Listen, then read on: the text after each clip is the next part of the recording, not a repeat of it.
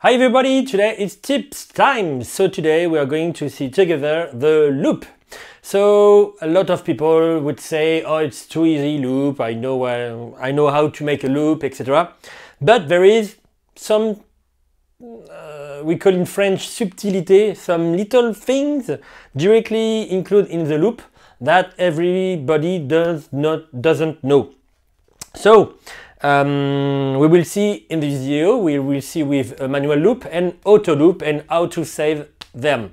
And there is a lot of tricks, around the loop. So first method to make a loop, it's the old stuff, the old one, it's manual loop. You have an in point, you have an out point, and you have a loop. This is like that. In point, out point.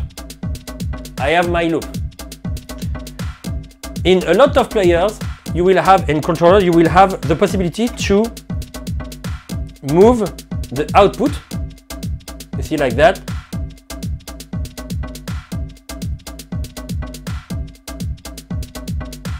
To increase and decrease the out point or the in point if you didn't make a good loop. After, when it's done, you can increase and decrease it in beat.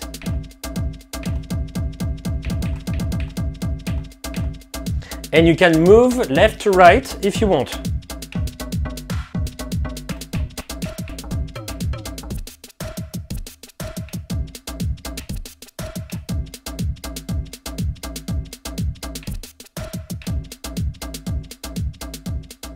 So first loop done. Now we are going to see the auto loop. It's like the in and out, but the software makes the loop directly himself. So you have just to take the good length of your loop, for example 4-bit, 8-bit, like you want, play your music, choose with auto loop,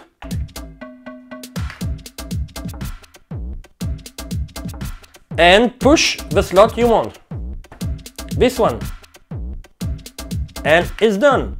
I can make it, play my track, etc. And when I want, I can directly with the shift button call my first loop or second loop.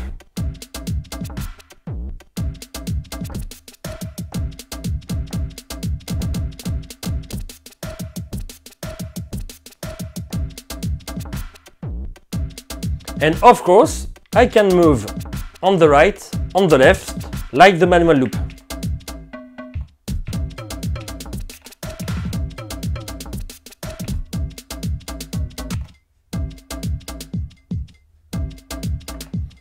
And I can make my loop active or inactive. Look, if I take this one or this one,